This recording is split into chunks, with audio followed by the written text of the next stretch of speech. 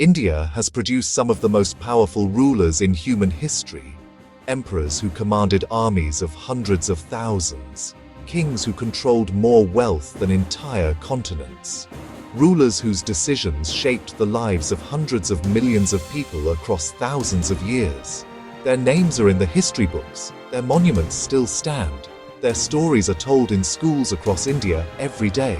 But the history books tell only part of the story. Behind every great emperor lies a darker truth.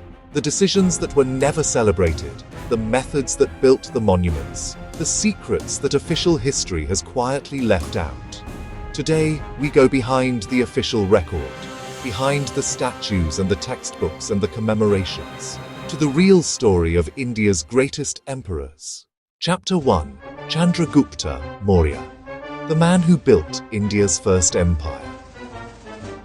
In the 4th century BC, a young man from an ordinary family walked into the court of the Nanda dynasty in Magadha and was publicly humiliated and thrown out. His name was Chandragupta Maurya.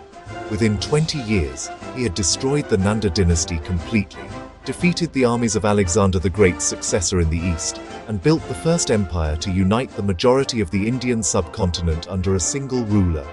The Mauryan Empire at its peak stretched from modern-day Afghanistan in the west to Bangladesh in the east, covering an area of 5 million square kilometers and governing a population of somewhere between 50 and 60 million people. It was the largest empire in the world at the time.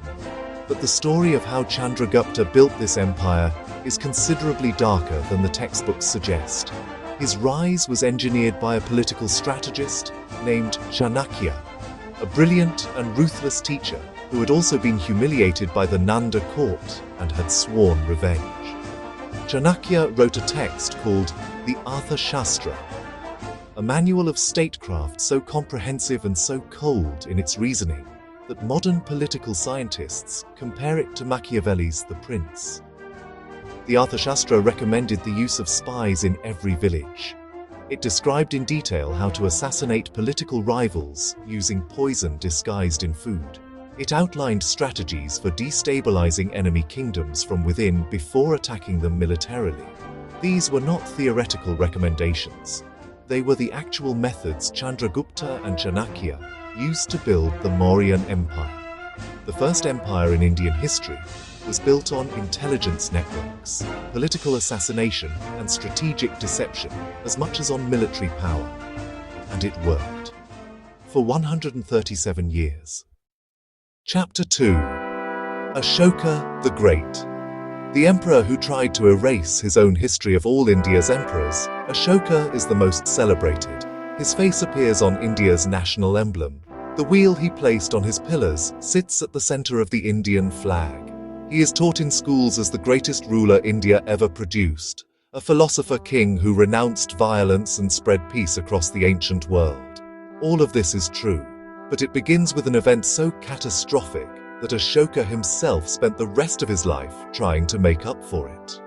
In approximately 261 BC, Ashoka led a military campaign against the kingdom of Kalinga, a prosperous and independent state on India's eastern coast corresponding to modern-day Odisha.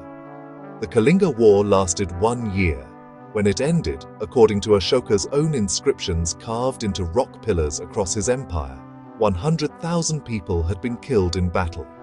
150,000 had been deported, and many hundreds of thousands more had died from the indirect consequences of the conflict.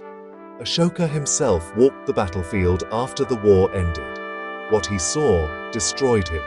He converted to Buddhism. He renounced conquest. He spent the remainder of his reign building hospitals, planting trees along roads, digging wells and sending missions of peace to kingdoms across Asia and the Middle East. He became the ruler the history books celebrate. But here is what the history books rarely mention. After converting to Buddhism and adopting non-violence, Ashoka did not dismantle his empire's systems of control. He kept his spy networks. He kept his secret police. He kept the mechanisms of authoritarian control that his grandfather Chandragupta had built using Chanakya's methods. The philosopher king ruled through the same machinery of surveillance and control that he publicly condemned.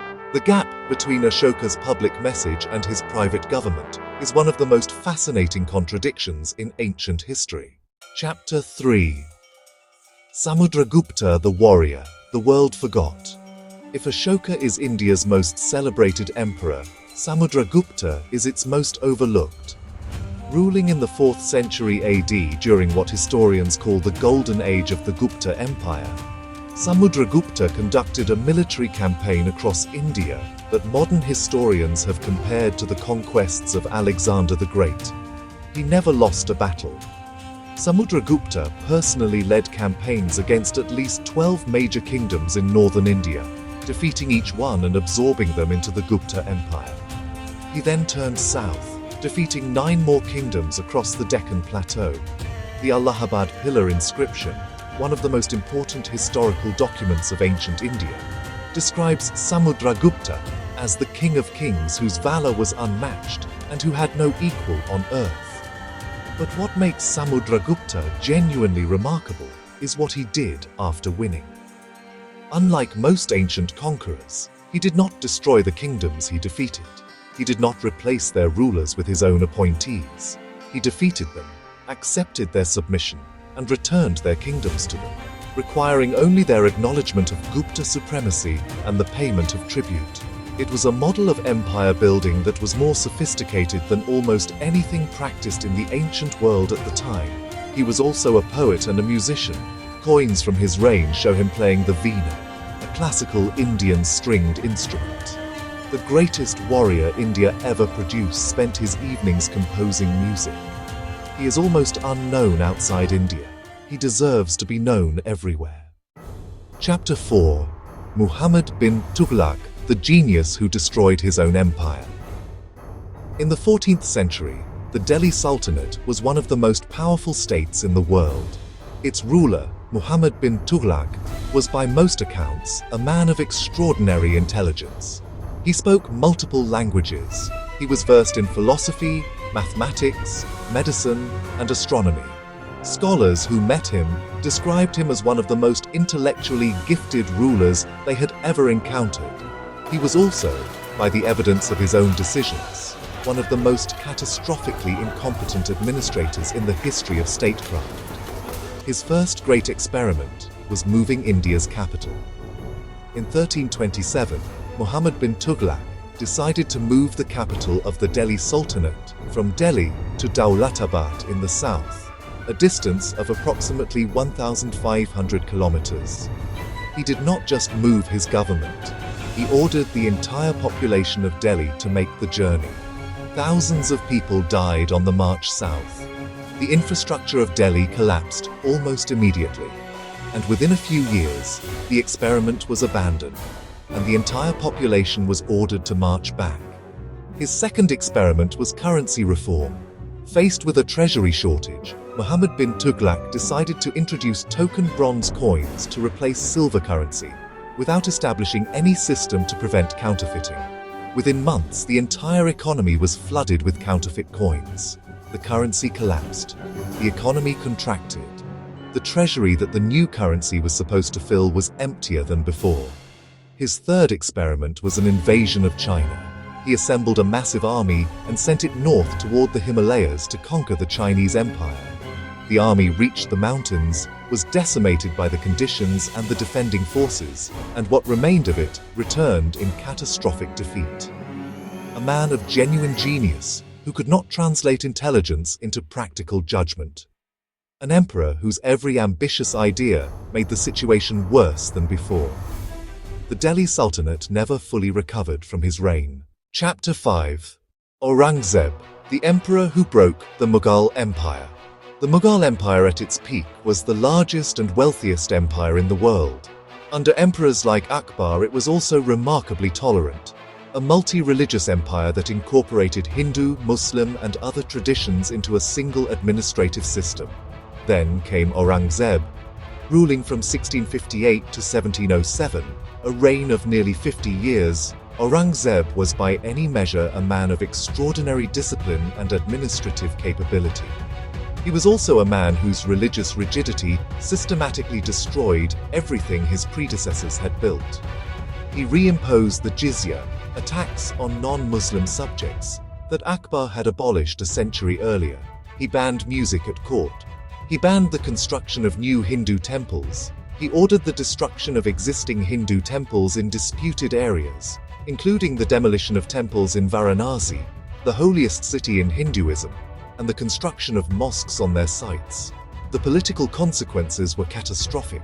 The Maratha Empire under Shivaji and his successors rose in direct response to Aurangzeb's policies, fighting a war of resistance that consumed the Mughal Empire's military resources for decades.